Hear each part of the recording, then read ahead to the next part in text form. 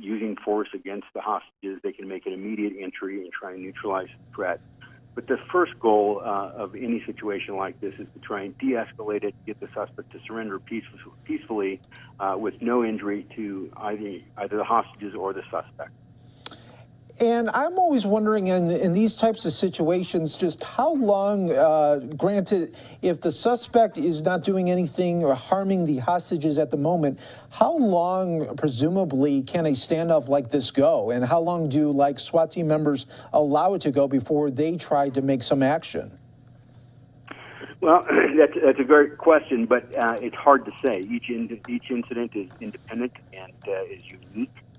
They'll be monitoring the situation. There's likely people there who are trying to gather intelligence on the suspect to see what his mental condition is. Does he have a history of drug use? Does he have mental health issues that could escalate quickly? But it's really hard to say. Again, in today's day and age especially, de-escalation is the word of the day. And they don't want to make an immediate entry and force a use of deadly force if it's not necessary. And if the suspect is treating the hostages okay, not using force against them or anything like that, then they'll wait it out. But they will be prepared to make an immediate entry. We're in an age of technology now. There's probably a way that they can access or insert a camera into the location so that they can see what's going on to help them visually not only prepare if they need to make an entry and see what's going on, but to maintain a visual on the suspect and see what his actions are like. And speaking about technology, there was a live stream on Facebook that was put on by the congregation, and the services were underway. And then, you heard there in the background that suspect, and then it was somehow pulled from Facebook. We don't know if Facebook pulled it, but if they did, that could have been a big detriment to the police because they could have used that as audio source, correct? Absolutely, they could have. But again, you don't know what the source or what the reason that the live stream was cut off.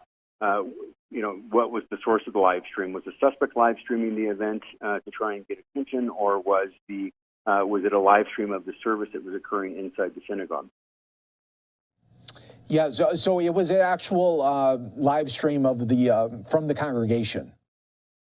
Yeah, so it's highly likely that the suspect is the one, if he's found that was occurring, could have had somebody shut it off.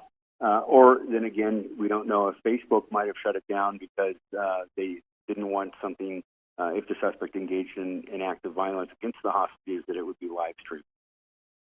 Got it. Great info right there. And at this moment here, I mean, talk a little bit more of really the tightrope aspect that a negotiator has to really go with the suspect, because if you are able to speak with them, you got to give them an opportunity to almost build a rapport with them so that they trust you and so they don't do anything to the hostages as well. Yeah, exactly. And, there's a common misterm when they talk about negotiations, because they're not negotiating with the suspect. They're communicating with him. Negotiation would mean that it's a give and take. And they're not going to, if the suspect demands that his sister be released from prison, they're not going to negotiate to release the sister from prison. They're going to communicate with the suspect and try and get him to calm down, and trying to get him to realize the severity of his actions and the fact that it's futile. It's not going to impact what he wants to occur, and to get him to surrender. So they're communicating with him. Like you said, they're trying to establish a rapport. At the same time, they're probably trying to reach out to other family members and see if he had contacted any of them prior to this and told them what his plan is. I heard a few minutes ago before I came on that you said that he's already said that he wants to die and he's going to die. That makes it much more difficult for the crisis negotiation team to speak with him, because if he's already in that mindset, it's hard to bring him out of that. Yeah, it would seem like it would be hard to snap somebody out of that when they want to go down that line. But one would say also too that it seems like when they're talking like that, in so many instances, do they want to have a suicide by police officer? Is that sort of the road that they want to go on? Because ultimately, we know that the demands won't be met for what he is asking for. Yeah, typically it's either that or he's going to take his own life. We don't know that at this point. I mean, he's already said that he wants to die and he's going to die, so it sounds like he does have a plan in place, but what that plan is, he's the only one who knows that at this point. Absolutely. And what do you think now as they go into more of the afternoon and maybe early evening hours here?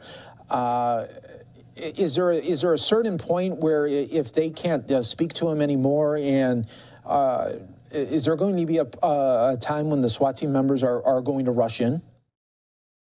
Yes, there will be a point.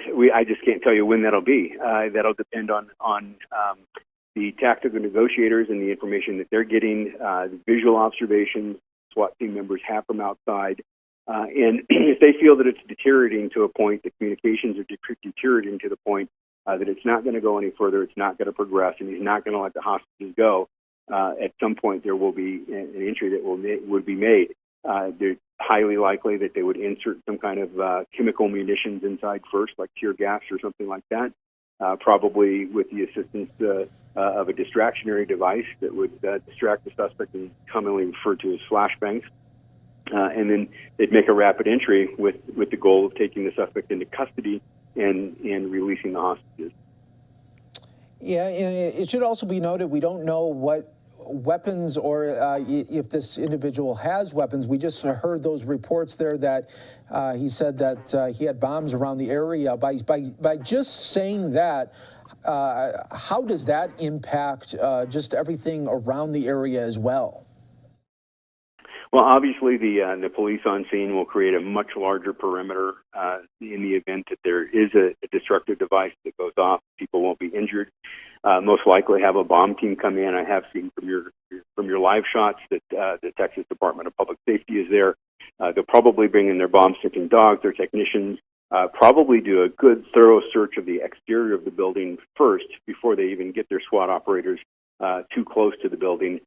But I would guess that that's probably been done by now, since we're looking at over 2 hours that has been going on. And some of the background information, as soon as they, as police officers and really the FBI and others that are helping in this, once they have a name of a suspect, what's going on behind the scenes? I mean, are they looking at everything from social media to postings? I mean, anything that this person has done in the past? Absolutely, yeah. And here's the hard part. You know, we have seen a name that was put out on social media at one point, but I don't know if that name has been confirmed by law enforcement. So they'll be doing their best to try and make sure that they have a positive identification on who that suspect is. Then they'll be looking into his background, deeply into his background, social media postings, family members, talking to relatives and friends and anybody that he's had contact with. Most likely serving search warrants at the individual's home to see if there's any evidence there that would lead them to see what his plan is. You know, sometimes these people in this state where he's already said he's going to die and he knows that, there might be a manifesto somewhere that might give them an indication of what's going on. So they'd be looking for anything and everything that could assist. We're on the phone right now with Darren Wyatt, who is joining us here, police practices expert, giving us some insight just what is happening really behind the scenes around the area here of this congregation. And lastly, my last question to you, Darren, obviously we don't know, I mean, everything is fluid right now. You can't really get into the mind here of the suspect at this moment here, but for SWAT team members that continue to be on the ground here, maybe just describe some of the training aspects that go into this now that they are in a real life situation that and ready to use those practices that they have trained on. The National Tactical Officers Association is a great organization. It helps law enforcement agencies across the country prepare for incidents like this with training, with debriefs of prior incidents. They have conferences every year that tactical operators will attend. Most SWAT teams across the country train a minimum of 16 hours a month on the tactics, especially like this, like hostage rescue and barricaded suspects, etc. So they're well prepared. They have the equipment, the training, the personalities to sit out for a long time, to be able to adjust on a fraction of a second to make an entry if necessary. So they're there and they're ready to do what they're going to do. Something that I just thought of that is an interesting thought is why a synagogue? Is this a hate crime of some type? Did he target a synagogue, especially if the name is correct and his sister and he are Pakistanis? Have they targeted the synagogue for that reason? So that's another issue that the FBI will be looking into, as well as the local law enforcement. Yeah, great point there. Great point there. And then it has to be mentioned there as well as the White House says that they are closely monitoring this as well. So it's already happening on really, we know the federal level with the FBI, but really now the executive branch that is wanting to make sure what is happening here. Darren Wyatt, thank you so much for calling in right here on Live Now from Fox and really giving our viewers some great insight during this very tense moment that continues to play out in real time. Thanks, Mike. Have a great day. You too. Thanks, Darren.